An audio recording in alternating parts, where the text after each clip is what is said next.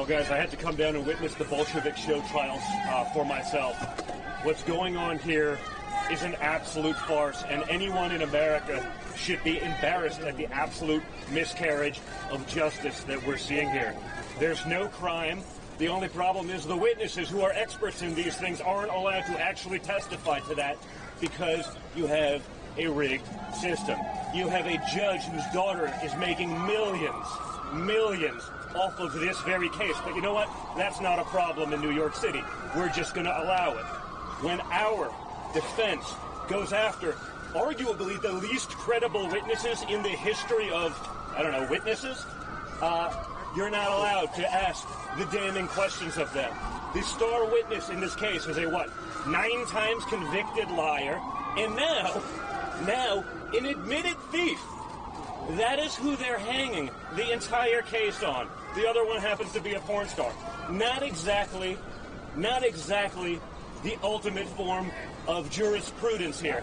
But that's what you have.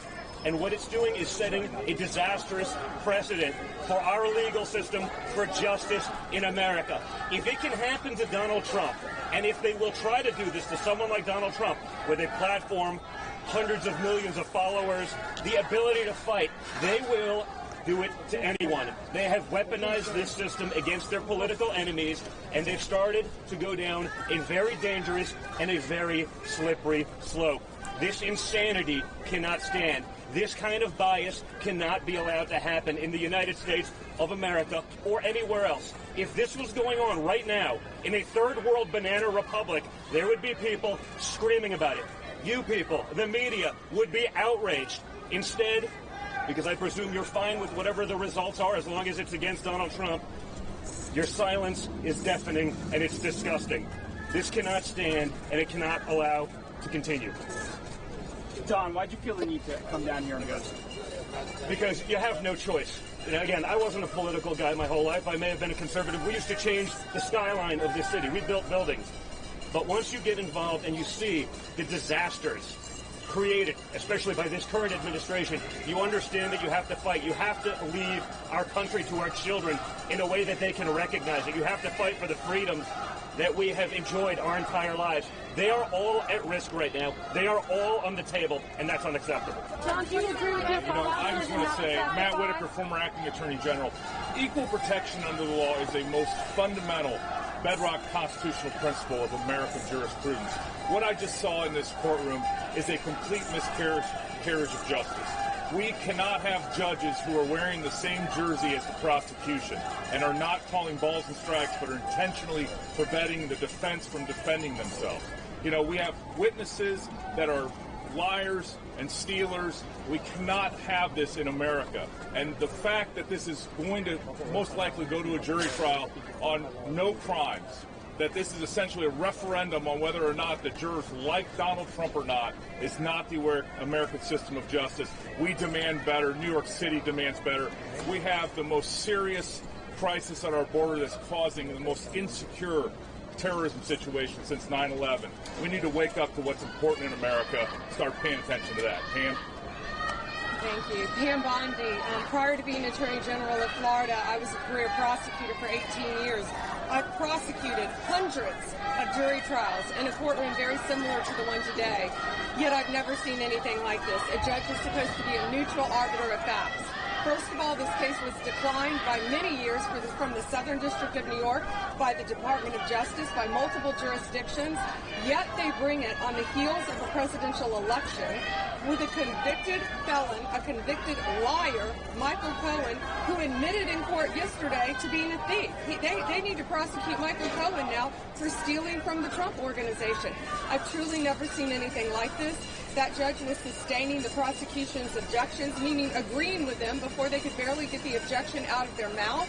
Listen, all the rights here, I'm a prosecutor, former prosecutor, yet all the rights here go to the defendant because it's his liberty at stake, and that has not been happening in this courtroom. So let's just pray that we have jurors that see through this. When Bob Costello was trying to answer questions on cross-examination today, the prosecutors were cutting him off. They didn't want him to tell the full truth. They only wanted to cherry-pick portions of his statements. They weren't letting him answer the question. Prosecutors want the truth out there. You want everything to be heard so the jurors can make a fair and reasonable decision. This case should have never, ever been brought. If I may, just the point that Don Jr. made, Sebastian Walker, former deputy to the president. What is Judge Merchant hiding? Here is a 28-page document from the Southern District of New York about what? Michael Cohen and why he is a criminal. This document was meant to be brought up in court. Judge Merchant suppressed it. This is from the Southern District. 28 pages on Michael Cohen being a perjurer and a criminal. What are you hiding, Judge Merchant? Is it perhaps the fact that your daughter has just made $93 million for the Democrat Party? President Trump has been gagged. He's the leader of the opposition. He is the only person who can replace the incumbent senile old man. And we know that this judge is working on behalf of the Democrats. Why are you hiding this document, Judge Merchant? I'm going to put it on the internet today. What are you hiding, Judge Merchant? Sorry. No. Dan Patrick, Lieutenant Governor of Texas. So why aren't you asking the question, when is Michael Cohen going to be indicted? He stole $60,000. Do your job. That should be the headline. Number two, Alvin Bragg should be indicted. He brought someone as a witness in a case with someone he knew had committed a crime. He should be indicted. So, headline, please. Where are you, Alvin Bragg? Who's going to indict him? Who's going to indict Michael Cohen? Look, we are here to defend our Constitution, our freedoms, and we're here because we are friends of Donald Trump, the President of the United States. And when a friend is trouble, friends have his back. The way he has been treated, you would see in Russia, you would see in China, you would see in North Korea, you would see in every little tin pot dictatorship across the world. And that's what we have here in New York, in America. If they can go after the former president of the United States of America, who has the ability and the financial resources to fight back, what happens to the average American? What happens to any of you? If the courts in New York come after any of you because of something you said, because you said something the ruling class didn't like. And that's what all these other countries are about. They shut down the ruling class. They want to be sure that anyone that speaks up against the ruling class disappears. They want Donald Trump to disappear. They want to send him to jail. They want to take him off the main stage because they know he's their biggest danger to taking the ruling class down. No, you know why? Donald Trump is not the ruling class. Donald Trump is for every New Yorker. He's for every Texan, every state. Donald Trump has put his whole life on the line. His whole life on the line for the American people. When he came down that escalator, he probably had no idea that he was going to be called to be the man in the gap to stand up for Americans. And he's standing up for you, even if you don't know it. I don't know who's next. Would a member of the ruling class be facing 730 years in prison? What a pathetic question. 730 years in prison, and he's a member of the elite? That's pathetic. You're not a journalist. So I want to say, as a former attorney general, as my previous job, and now as U.S. Senator Eric Schmidt from Missouri, I can tell you these charges should have never been brought. There's no crime. The only crime that's been unveiled through this, Soviet-style show trial is Michael Cohen, who stole money, admitted it on the stand. This is the star witness. This is the witness upon which this entire case stands. And as a legal matter, this case is a total joke. In a broader sense, you want to talk about threats to democracy? That's what this is across the street. The idea that the Democrats not only try to keep him off the ballot, Donald Trump, but now throw him in jail for the rest of his life because they know he's going to win in November. And the only way they think they can get after it is this unprecedented lawfare. We have never, ladies and gentlemen, we've never seen anything like this in this country. So I know this can kind of be normalized as you've been covering it. This is outrageous. If this were happening in any country, any other country, our State Department will be warning people not to go to that country because it's a banana republic. And more broadly speaking, let me just say this. From a political perspective, the American people see what's happening. This has added jet fuel to his campaign. You want to know why he's rising in the polls? Because the American people understand the injustice that's happening, and they don't want to see their country turn into a banana republic. Don Jr., have you spoken to your father? I'm Ronnie Jackson from Texas, and I just want to say real quick, make no mistake about this, we all know this. These corrupt prosecutors and this corrupt judge are nothing more than puppets of the Biden administration and the Biden DOJ right now. You know what? It's a shame. They will do anything. They will lie. They will cheat. They will steal. They will do anything to keep him from becoming president again. They fear Donald Trump. They fear Donald Trump. And they fear what's going to happen if he becomes president again. And I tell you, they should fear, because he started draining the swamp. He's going to keep draining it again. And all of these people are representative of this swamp. The sad thing is today, Lady Justice in the city of New York no longer wears a blindfold. She's wearing the Michael Cohen T-shirt with President Trump. That's how disgusting this has got to be right now. And it was mentioned before, this is not the kind of stuff that happens in the United States of America. This is Soviet-era stuff right here. Everybody out here, I don't care what side of the aisle you're on, if you're Republican or you're Democrat, I don't care what your political leanings are, you better look at what's happening right here in New York, and it better scare the hell out of you, because they'll come for you next. Next up. I'm Representative Salazar. Probably am the only member of this group that can speak in both languages, so I'm going to do that in Spanish when we finish. And I have a few remarks that I think are going to be very interesting to all of you. I represent District Number 27 in Florida, a bastion of the ultimate melting pot in the United States. And I just want to make very clear that I am here of my own volition. I am not on the list of the favorites. I am not looking for a job, and I paid for my own way. To make sure. And the only reason why I'm here is because thousands of my constituents back in Miami are terrified when the courts in this country are used as weapons to crush our political enemies. Regardless of what you think of Donald Trump, regardless of what you think of him, regardless of what you feel about him, regardless whether you're going to vote for him or not in November, Donald Trump is not the only one going through trial. We all are. And I'm not sure if you know that, but that's the truth. Trump may be the one on the stand today, but the same forces that are manipulating the court system against him today will be after you tomorrow if we do not stop this political cycle circus that we are facing right now. The empirical evidence is overwhelming. And why do I say that? How come a person is being charged and we do not know the charges that are against him are clearly defined? That is all political. That happens in Cuba and Venezuela, not in the United States. How come the federal prosecutors 6 years ago decided not to touch this case, but somehow the state prosecutors in New York decided that it was the right timing? Because it's all political. Why there are no audio recordings? Don't you guys want to hear what's happening? How come there are no cameras in the courtroom? Why is that? Because it's all political. You know what? My parents are Cuban Americans. They are political refugees. They came from Cuba 60 years ago. And political trials happen in banana republics. In banana republics, not in the United States of America. Thousands and thousands of my constituents, and that is why I am here, not because I'm one of the favorites, but thousands of my constituents come from those countries, the Cuba, the Venezuela, the Nicaragua, very close to us. And they recognize and see very well when there's a political inquisition going on. They have lived it, they have suffered it, and they escaped it, including my parents. And yet now, we're watching this again. Where? In the United States of America. There is something very wrong with this picture. And we have lived it, and that's why I'm here talking to you. The United States, the courts, the laws, the judges cannot be used as political weapons just to silence the other guy because you do not like him. The ballot box is where you fight those political battles, not in a court of law.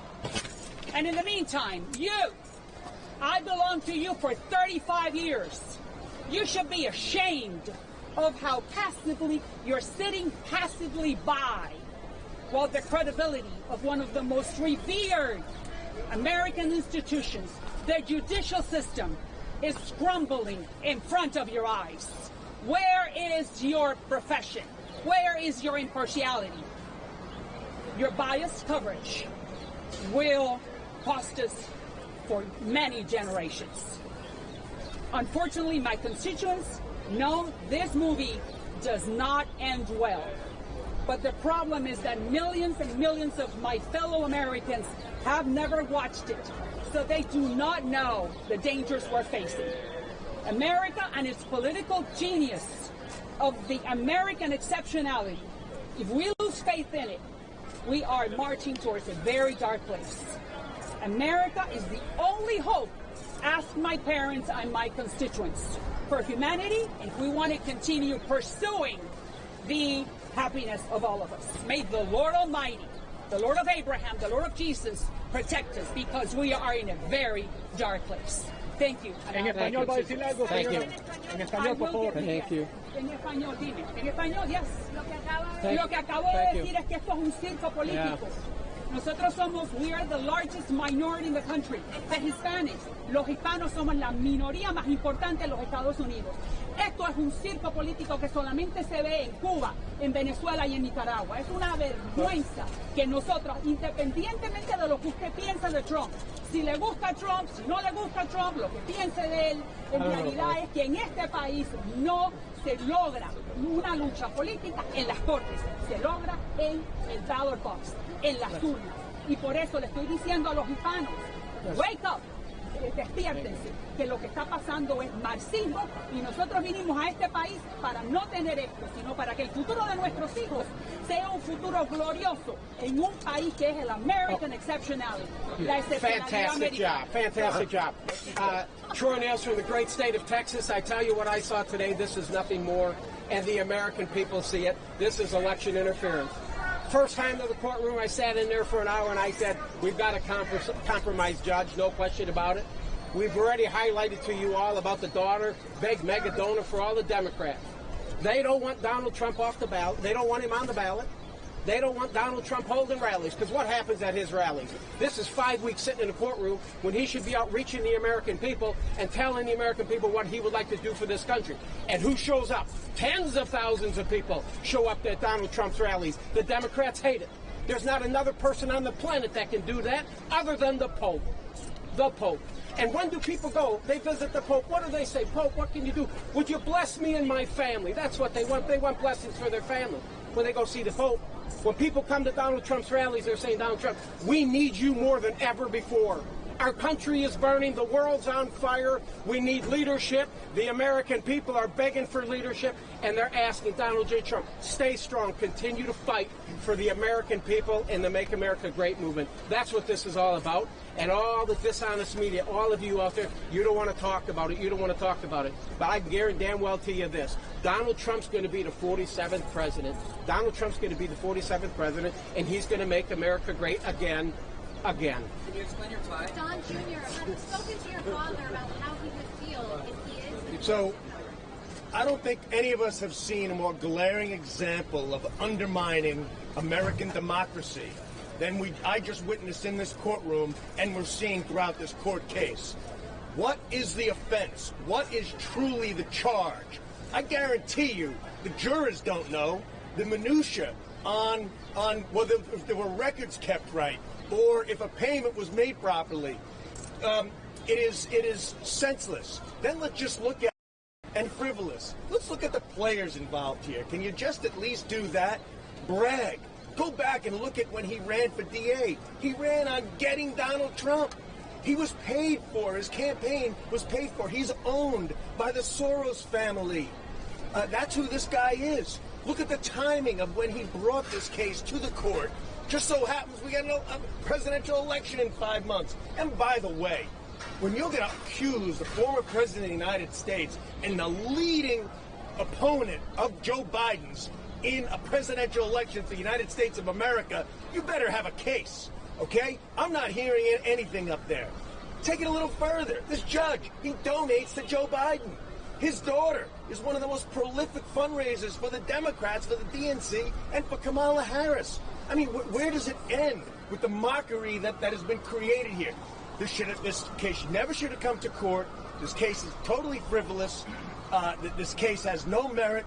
Donald Trump is incredibly innocent, and it's only about defeating him in November. Everybody's got to understand that. This is a weaponization of our judicial system. So it's that serious, it's that scary, it's that bad for the great constitutional republic known as the United States of America. Thank you. I'm Congressman Dale Strong from the great state of Alabama. I wanted to come here and see it myself so the common people of this country can understand what's going on. It's election interference at a level never seen before. We're keeping a candidate that is leading the Republican Party from campaigning throughout this country. What he wants to talk about is inflation. He wants to talk about fuel prices throughout this country. He wants to talk about why interest rates for those that are wanting to build homes is at 6 to 7%, and people can't reach their dreams.